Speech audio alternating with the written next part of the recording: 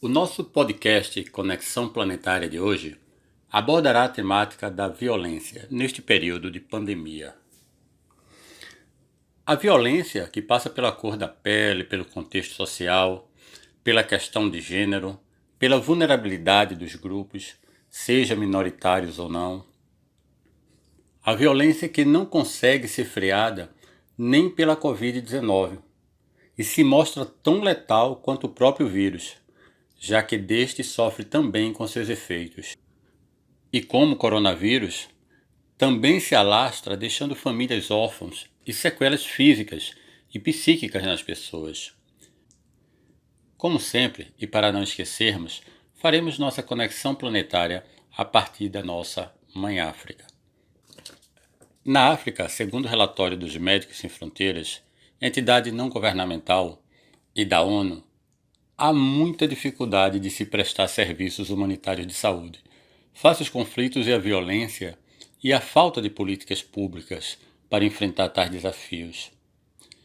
Para vocês terem uma ideia, no leste do Sudão do Sul, milhares de pessoas fugiram para o meio da mata, após vários dias de confrontos intensos que, mais uma vez, ameaçam a vida de comunidades inteiras.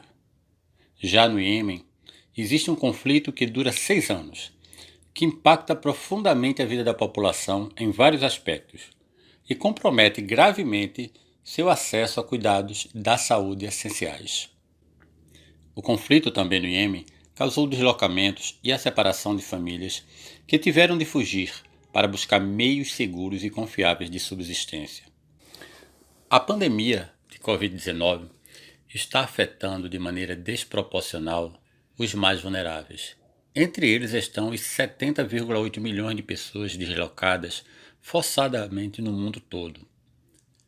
Segundo a Agência do Alto Comissariado da ONU, 25,9 milhões são refugiados, 41,3 milhões são deslocados internos e 3,5 milhões são solicitantes de asilo.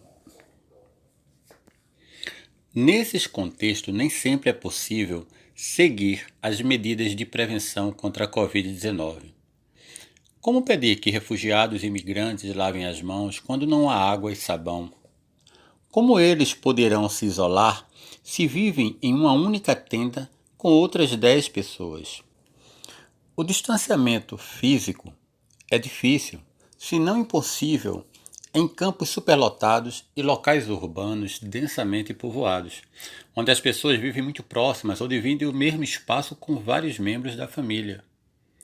Esta é a realidade de todos os campos de concentração em todo o mundo, seja na África, na Europa, na Ásia, América ou na própria Oceania. Na região do Sahel, há conflitos, pobreza, crime organizado e extremismo. Esta região, ela atravessa o continente africano, indo do Oceano Atlântico a oeste ao Mar Vermelho no leste, e serve como transição entre o deserto do Saara e a savana africana. Há conflitos na Somália, aumento de ataques visando civis na Burkina Faso, no Mali e no Níger, e que, com a chegada da Covid-19, tendem a se agravar esses conflitos. E pelo mundo, e por aqui no Brasil. Nos Estados Unidos, na Europa e no Brasil, nós temos os nossos Sahels, que se não são tão extensos, não são menos dramáticos, onde a população menos assistida pelo poder público se torna vítima da violência institucional e estrutural do próprio Estado. Em diferentes partes e países do mundo, verificou-se o crescimento dos números de violência contra meninas e mulheres, em especial a doméstica, durante a pandemia de Covid-19. França, Itália, Espanha, Portugal, China, Estados Unidos, entre outros. Na Espanha e França, as autoridades anunciaram que pretendiam transformar quartos de hotéis em abrigos para mulheres vítimas de violência. A Bélgica também decidiu converter quartos de hotéis em abrigo para as mulheres em situação de violência, para que elas cumpram suas quarentenas de uma forma mais segura. Já aqui no Brasil, como verificado em outros países, os registros de feminicídios cresceram 22,2%. e os homicídios de mulheres tiveram um incremento de 6%. A cada hora, 536 mulheres são agredidas no Brasil. Cerca de 13 mulheres aproximadamente são mortas todos os dias no país por seus parceiros. Isto segundo dados da OMS, Organização Mundial da Saúde. O Brasil tem a quinta maior taxa de feminicídios no mundo, 4,8 para 100 mil mulheres. Então, meu amigo, não fique parado. Denuncie. Disque 180 e faça a sua parte. Nos Estados Unidos, primeira nação da América a ver a escalada dos casos de Covid-19 darem um salto, a desproporção é gritante em relação à cor da pele.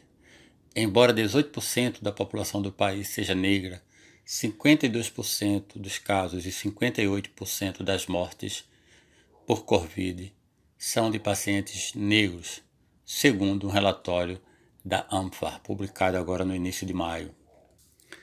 Aqui no Brasil, um negro a cada 23 minutos é morto de forma violenta, e não é por Covid.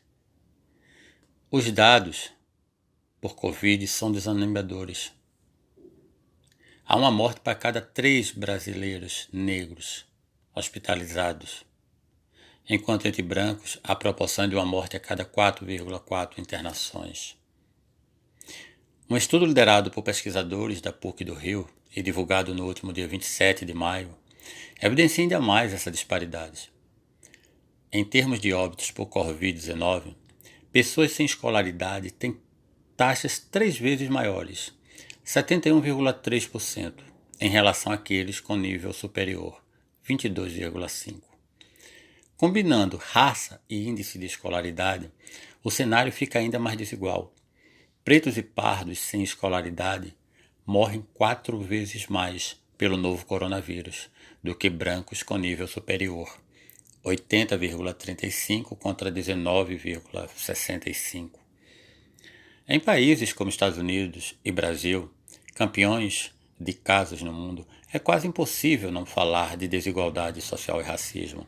Por aqui, 75% dos mais pobres são negros, segundo o levantamento realizado pelo IBGE, que apontou que pretos e pardos trabalham, estudam e recebem menos que os brancos no país. Em relação aos idosos, segundo a pesquisadora da Fiocruz, mais de 60% dos casos de violência contra eles ocorrem nos lares.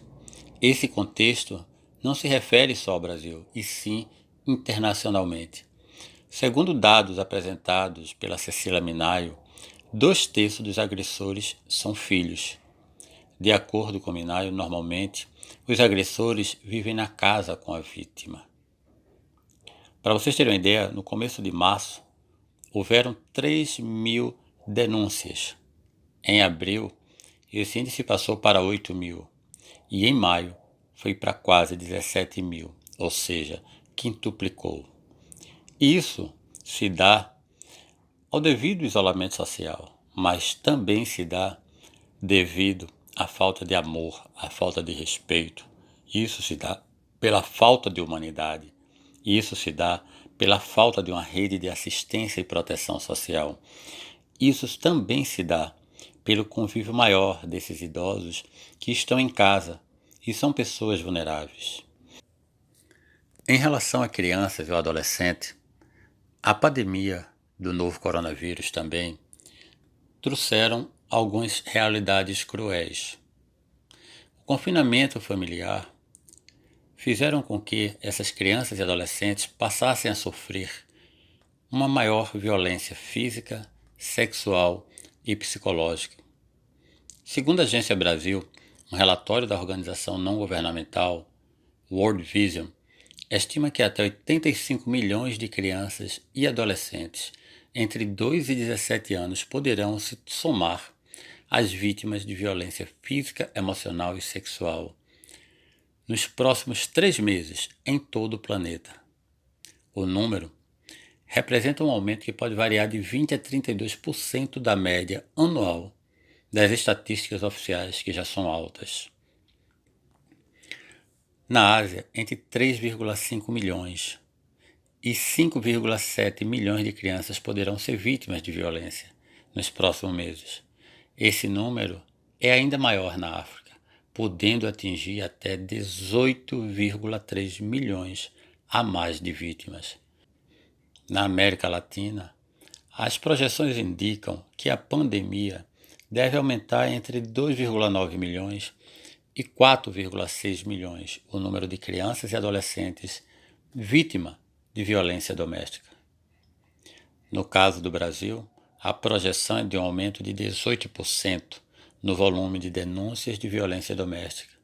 Esse aumento deve chegar a 75% no Chile, 50% no Líbano e 21,5% nos Estados Unidos.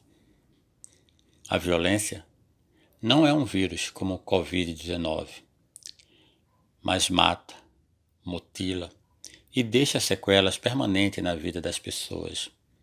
E como vírus, tende a se alastrar e contaminar as pessoas, as instituições. Se não tivermos políticas públicas nas mais diversas áreas, como saúde, educação, segurança pública, proteção e defesa social, entre outros, não conseguiremos vencer esse mal. E junto com as políticas públicas, devemos caminhar todos contra qualquer tipo e qualquer forma de violência, em qualquer tempo, e principalmente agora, durante este tempo de pandemia e distanciamento social. Este foi o nosso podcast de hoje, que abordou a violência em tempo de pandemia.